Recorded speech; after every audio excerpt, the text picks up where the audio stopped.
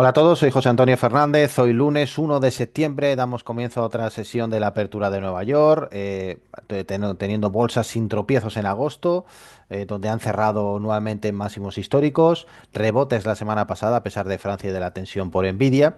Y comentar que a nivel general las bolsas han evolucionado suavemente en positivo, debilitándose algo el viernes, probablemente solo debido a un descanso técnico, sin más importancia, porque durante todo agosto el mercado ganó consistencia incluso a pesar de los inconvenientes como la probable caída del gobierno en Francia el 8 de septiembre o el intento de Trump de despedir a Lisa Cook, consejera de la Fed, lo que pone en riesgo no solo la independencia de criterio de la institución, sino también la tutela efectiva de la inflación en el medio plazo. Pero aguantó bien la semana. Esta semana arrancamos con Nueva York cerrado, lo importante será Broadcom el jueves y el empleo americano el viernes. Y con Nueva York hoy cerrado, en la práctica enfrentamos una semana corta, con el inicio de septiembre que aumentará los volúmenes en unas bolsas cuyo fondo ha mejorado y por lo tanto los volúmenes se siguen acrecentando y el tono benigno disfrutado la semana pasada y durante todo agosto hace que enfrentemos unas bolsas que se encuentran en máximos y por lo tanto que se encuentran en un telón de fondo de cara al final de año que podría todavía dar un recorrido superior al 7% estimado. Enfrentamos dos referencias claves esta semana, resultados de Broadcom el jueves por la noche, que consideramos poco probable que decepcione, y el empleo americano el viernes, que será muy difícil de interpretar debido a la reciente corrección a la baja de los datos publicados. Sin ninguna corrección en agosto, al contrario que 2023 y 2024, con las principales variables directoras del mercado proporcionando un fondo más firme durante el verano, subimos sustancialmente nuestros niveles de exposición recomendados, respaldados primero que no hemos tenido correcciones en agosto, que ese riesgo ha quedado atrás. Segundo, beneficios empresariales intactos a pesar de los aranceles. El beneficio por acción del segundo trimestre de las compañías americanas cotizadas pasa del 5,8 al 12,9% y la perspectiva para el año próximo es similar al 13%. Como tercer punto, destacamos que después de Jackson Hole, que recordad que fue del 21 al 23 de agosto, se consolida la expectativa de que la Fed siga bajando tipos en su reunión del 17 de septiembre, pero también cuando Powell agote su mandato en mayo del 26 y Trump designe a alguien más afín. Eso va a tener contraindicaciones sobre la inflación y su tutela más adelante, dentro de los 12-24 meses, y hará que la curva de tipos americana continúe ganando pendiente, pero el mercado no lo tendrá en cuenta en el corto plazo. Vamos a tener como cuarto punto una desaparición de la prima de riesgo por geoestrategia, por ahora, puesto que el mercado se ha acostumbrado a convivir cordialmente con este riesgo. El quinto punto sería el gigantismo de los balances de los bancos centrales que aportan un soporte de liquidez clave para los activos cotizados, particularmente para bonos y bolsas, y el reducido daño sufrido por los bonos franceses, a pesar del grave deterioro político y de sus ratios de deuda, es la prueba más reciente de ello. Hablamos de que la Fed tiene en balance en cuenta el 17% de la deuda emitida por su propio gobierno, el Banco de Inglaterra el 26% y el Banco Central Europeo el 30%, así como el 46% del Banco Central de Japón. ¿Esto en qué les convierte? En las principales participantes potenciales e incluso en árbitros de mercado. Como último punto, valoraciones actualizadas de las bolsas para nuestra estrategia de inversión ya del cuarto trimestre. Van a incorporar los BPAs de 2026 en sustitución de los de este año, de manera que las potenciales revalorizaciones resultantes serán superiores sencillamente porque la expansión de beneficios se mantiene intacto como hemos comentado.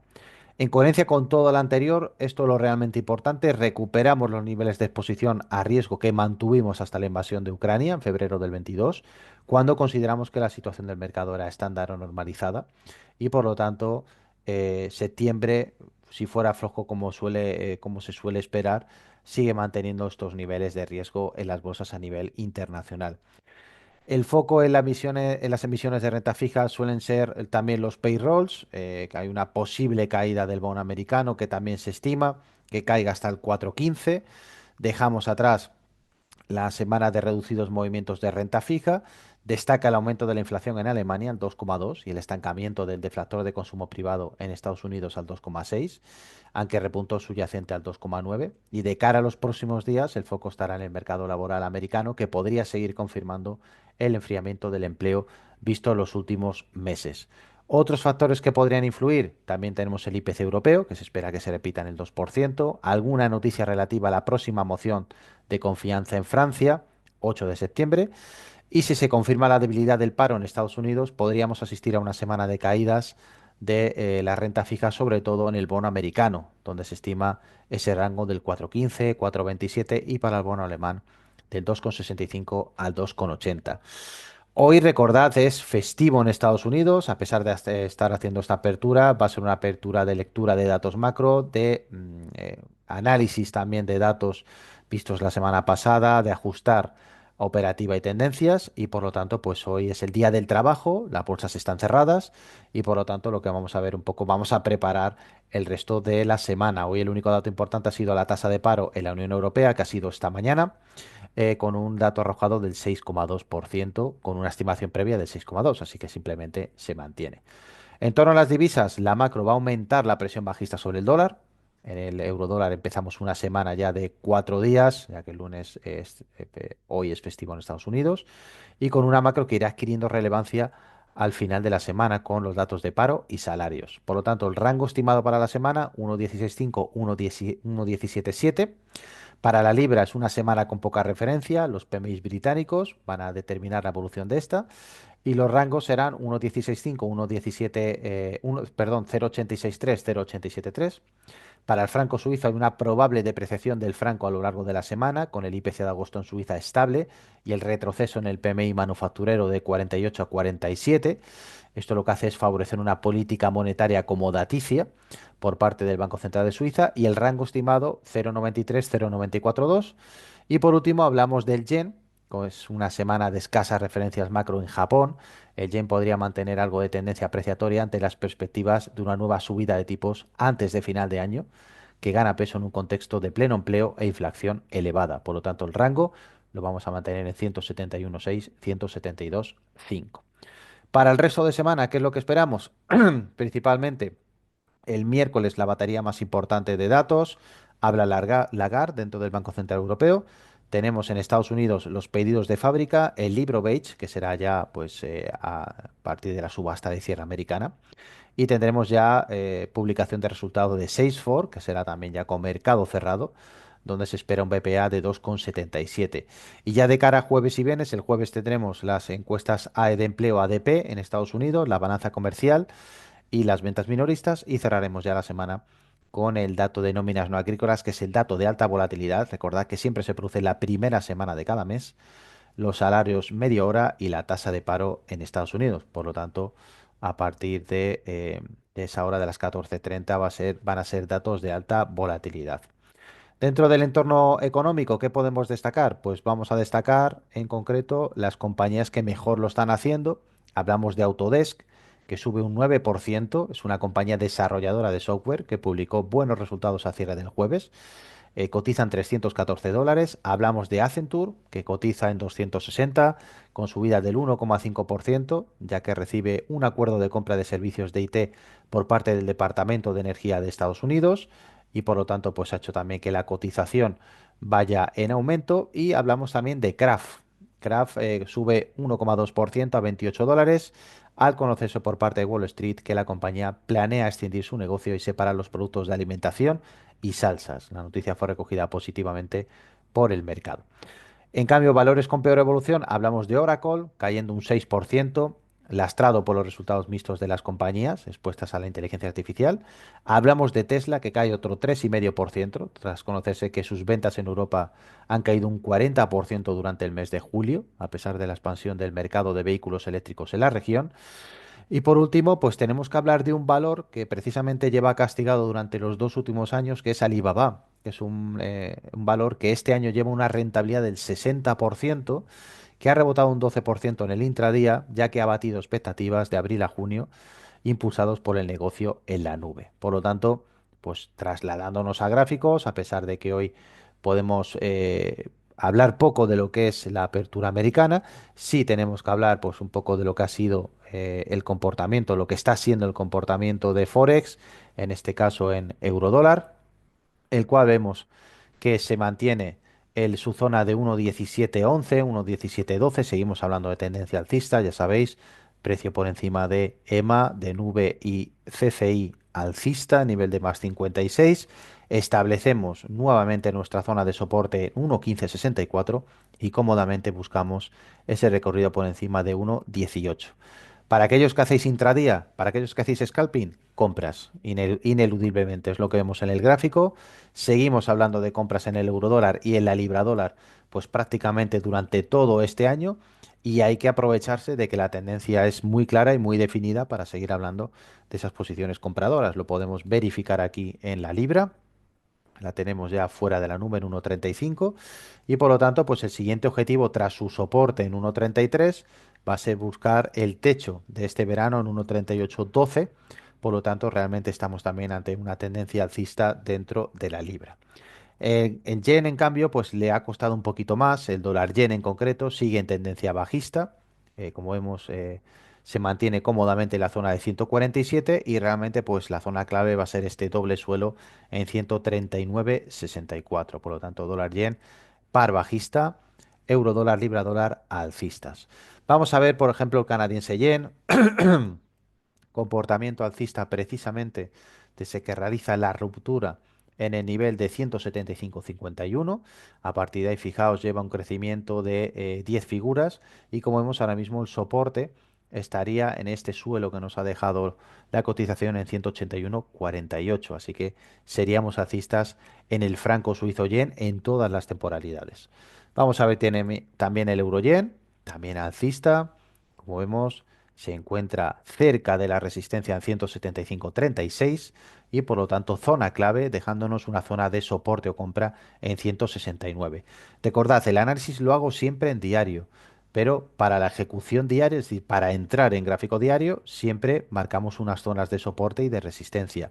Para el resto de temporalidades, podemos entrar en el momento que nos dé una señal alcista, que lógicamente va a ser una señal más rápida porque el gráfico diario es más lento. Por lo tanto, antes de nada también quiero agradeceros, disculpad y saludar a todos aquellos que os conectáis diariamente. Hoy conmigo Adolfo, Marcos, Nigirit, Wolferud, Alberto, Ricardo, Rodrigo, es decir, todos aquellos que formáis parte de esta pequeña comunidad que nos conectamos cada día para valorar los mercados, para encontrar nuevas ideas de inversión, sobre todo los jueves, donde a lo largo de la semana preparo una estrategia de inversión que backtesteo y una vez que tiene tasas de crecimiento superior al 60% os la presento para que podáis utilizarlo sin ningún problema. Para todos aquellos también que os conectáis a través del canal de YouTube y también me escribís por privado, pues daros las gracias por el apoyo y el seguimiento. Dicho esto, pues tenemos que hablar también, por ejemplo, de la libra yen. Como vemos, casi todos los pares cruzados con el yen tienen tendencia alcista, salvo el dólar, porque el dólar lleva una depreciación en la última década del 90%. Pues lógicamente, como vemos, este par también es alcista a partir del nivel de 200,46 y realmente nuestro objetivo target va a ser este pico en 208. Así que de momento se mantiene muy bien, consolida muy bien niveles y la zona de recompra o de soporte, la más cercana que ha marcado es 197,86. Dicho esto, nos vamos también a ver materias primas que están haciendo el oro, la plata, el cobre. Como vemos aquí, el oro sigue cotizando en su zona próxima a los 3.500 dólares onza. La zona de soporte que maneja es el nivel de 3.250. Así que como vemos, el CCI lleva una aceleración importante de 284 y realmente pues es un activo alcista para todos los marcos temporales. Lo vemos también en la plata, fijaos. Fijaos el recorrido de la plata, quizá pasa un poco inadvertido, pero ya lleva un 30% de rentabilidad. Y como vemos realmente, ha marcado una zona de soporte muy clara en el nivel de los 36 dólares onza. Así que ahora tiene CCI en 212. Eso es fuerte compra. El precio cotiza alejado de la media de 200 días y también de su nube y por lo tanto también es un activo claramente alcista. El cobre, como vemos, se recupera tras la gran caída que sufrió desde el nivel de 5,70 y como vemos quiere nuevamente retomar subidas, pero se enfrenta ante un soporte en 4,28. Así que de momento en gráfico diario no está respondiendo y para el resto de temporalidades tendríamos claramente que trabajar cortos. Vemos el cacao y el café. Disculpad. Vemos el cacao que está cotizando también con descuento bajista en gráfico diario. Mantiene un soporte en 75,40 y por lo tanto pues veo más caídas que otra cosa. Aquí vemos la recta directriz que la hace caer de 9.687 a 8.485 y como vemos, muy cansado, el precio por debajo de la media de la nube y el CCI cotizando en -60. Así que debilidad también en gráfico diario para el cacao. El café, como vemos, sí ha cambiado la tendencia, se ha desincronizado también el cacao y como vemos realmente pues se mantiene muy cerca ya de la resistencia en 4,35, resistencia clave. A partir de ahí el activo puede volar y por lo tanto realmente es un activo a tener en cuenta a corto plazo. Vemos también el gas, fijaos cómo no reacciona, se ha mantenido prácticamente muy parecido al gráfico del VIX, fijaos, para ser materia prima ha tenido muy poquita volatilidad y como vemos ahora está levemente descansando sobre la media de 200, pero no la acompaña ni el CCI, tampoco la acompaña la fractalidad de la nube, así que realmente pues, hay mejores oportunidades que la inversión en gas en gráfico diario a día de hoy. ¿Qué ha pasado con las criptomonedas? Pues aquí tenemos que siguen cotizando en ese rango entre 109 y 124, rango amplísimo. El precio se sigue manteniendo por encima de la media de 200, así que aquellos que hagáis scalping o intradía, solo compras para Bitcoin, siguiendo la tendencia de gráfico diario. Y como vemos, lo que necesitamos es recuperar también, que el precio haga recuperar este CCI tan deprimido en 178, lo cual indica una clara sobreventa desde que alcanzó los máximos, como vemos, los alcanzó el 14 de agosto y hoy, 1 de septiembre, como vemos, fijaos cómo ha ido respetando esa recta directriz bajista en gráfico diario y necesita consolidarse en la base. En cambio, Ethereum ha hecho todo lo contrario, ha sido subida vertical, nos ha dejado un soporte precisamente en 4.133 y por lo tanto a partir de ahí podríamos buscar recompras con objetivo 4.000, con objetivo 4.900, que es el máximo que ha marcado Ethereum intradía. Así que activo también alcista, que ya lleva un 35% de recorrido y por lo tanto hay que aprovecharlo. Respecto a otros índices, pues recordad, importante, hacemos un análisis tan simple como el análisis mensual que vemos para el resto de índices. Vamos a empezar por el índice alemán. Este es el DAX 40, es el índice más negociado de Europa. Y como veis, esta es la media anual, la media de 10 periodos. Por lo tanto, como vemos, nuevamente cerró el mes pasado, este mes de agosto por encima de la media y alejado, así que esto indica todavía fuerza compradora dentro del índice. ¿Cuándo comenzó esta última secuencia alcista? Precisamente en noviembre del 23, con una simple compra desde noviembre del 23 habríamos estado acumulando un rédito de prácticamente 8.300 puntos, que es el recorrido que lleva el DAX, sin cerrar por debajo de la media anual. Que la toque no indica cierre, que lo hace aquí en dos ocasiones, sino que lo que buscamos para salir de este tipo de estrategias tan pasivas, tan lentas, es precisamente cierres por debajo de la media anual. Esto pasa en el DAX, en el IBEX 35, fijaos, exactamente igual. Aquí vemos la última vela en noviembre del 23 y desde entonces dos mechazos, pero cierre por encima de la media. Este es el cierre precisamente del mes pasado y ya comenzamos este mes por encima de la media. Por lo tanto, llevaría un acumulativo de 5.370 puntos para el IBEX 35, que este año es el índice que más sube en Europa, con rentabilidades del 32,5%. Vamos a verlo también el índice francés. Aquí tenemos, fijaos, aquí ya tenemos una señal y es, a pesar de producirse el cierre prácticamente sobre la línea, ya empezamos septiembre, hoy primer día por debajo de ella. Así que como vemos ha sido más irregular a la hora de seguir esa secuencia alcista, a diferencia del resto de índices y por lo tanto pues ahora mismo estaríamos enfrentando un cambio de escenario a bajista en el CAC. Lo vemos también en el SP 500, fijaos, yéndonos al mercado americano, pues precisamente vemos que hemos tenido 1, 2, 3, 4 meses consecutivos por encima de la media, un acumulado de puntos en concreto 6.010 puntos, lo cual no está nada mal y por lo tanto perdón, 600 puntos, lo cual no está nada mal y por lo tanto pues tenemos que seguir hablando de mercado alcista. Cuando os pregunten cuál es la tendencia del mercado, cogéis el gráfico mensual, la media de 10.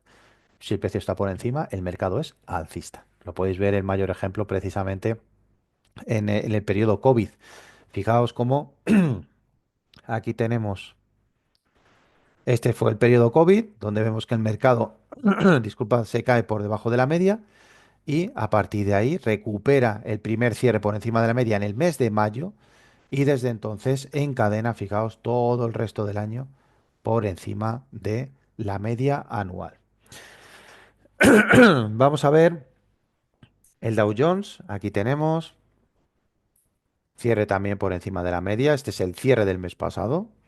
Y aquí tenemos en concreto que ha sido un recorrido desde el último cierre, pues prácticamente de 1.600 puntos, lo cual no está nada mal. Es una estrategia pasiva, simplemente se mira el último día hábil de cada mes y de esa manera tan simple podemos saber si un mercado está en tendencia.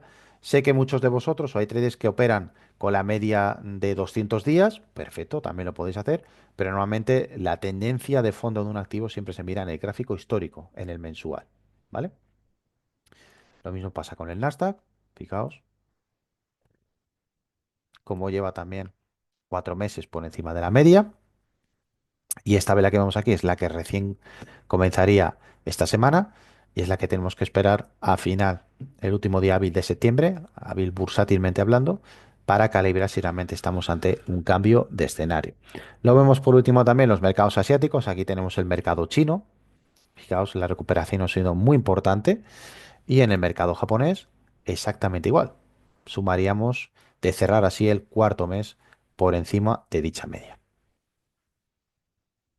Sí, Marcos, en ese contexto consideraría compra, claro, en el gráfico de 15 minutos del SP 500. Si en el gráfico mensual, semanal y diario me está dando compras, pues lógicamente aquí vemos, por ejemplo, fijaos, esto simplemente utilizando una media de 200. Si nos vamos aquí, vemos que el precio tiene una holgura suficiente. Si nos vamos a un 15 minutos, ¿qué es lo que voy a hacer? Pues voy a esperar compras siempre y cuando el precio nuevamente se sitúe por encima de la media de 200. No compras ahora, ¿vale? Es decir, no voy a comprar al mercado porque el gráfico 15 minutos tiene que estar alineado con el gráfico diario. Si en el momento que cierre por encima de la media de 200, entonces realizaré compras en el gráfico de 15 minutos. Como vemos aquí, aquí, aquí, ¿vale? O como hemos visto aquí también en este movimiento, que evidentemente es producido por una noticia, ¿vale? Pero pensad que si vas a entrar en el 15 minutos, Marcos, en el gráfico diario tiene que ser alcista y en el 15 minutos también. Sí, claro, ahora está en un proceso correctivo. El SP 500 es normal. Están máximos históricos. Entonces, lógicamente, habrá alcistas que quieran materializar ganancias. Entonces, es normal que cierren posiciones y busquen posiciones más abajo. Ahora mismo en 15 minutos yo no entraría en el SP. Esperaría lo que te comentaba, ¿no? Que el gráfico se fuera más arriba. De momento no, porque ahora mismo estás en un proceso correctivo. Por lo tanto, esperamos.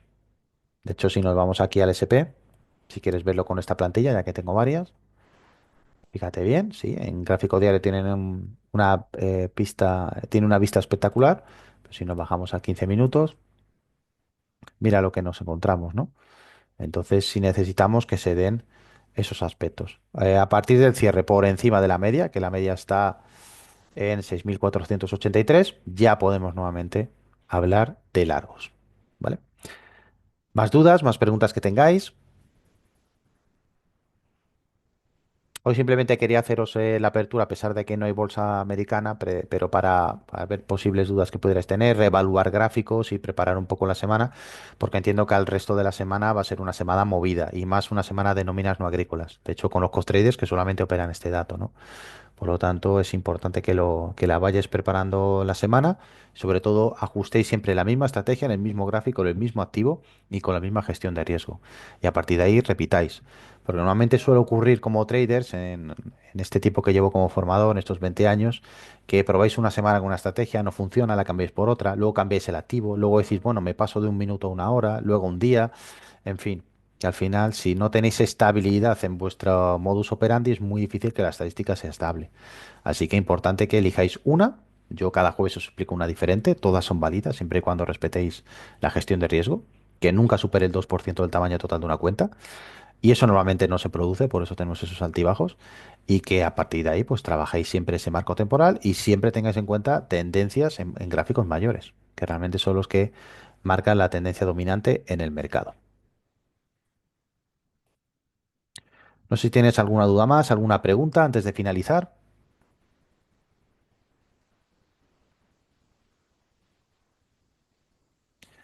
Bueno, pues si no tenéis ninguna más, lo dicho, quiero agradeceros a todos vuestra asistencia y participación. Me comentáis que de momento no tenéis ninguna más. Os espero nuevamente mañana en otra sesión de la Apertura de Nueva York. Mañana sí tendremos bolsa, ¿vale? Y el jueves os espero en la estrategia de trading semanal, donde espero también presentaros una estrategia interesante para que podáis aprovechar desde el minuto uno. Y si tenéis cualquier duda o pregunta, ya sabéis que podéis contactar por correo electrónico o a través de la página web de PuPrime, ¿vale? Mi correo electrónico es jose.fernandez@puprime.com. Lo dicho, espero que tengáis todos un excelente día y nos vemos nuevamente en otra sesión de la Apertura de Nueva York. Un saludo a todos.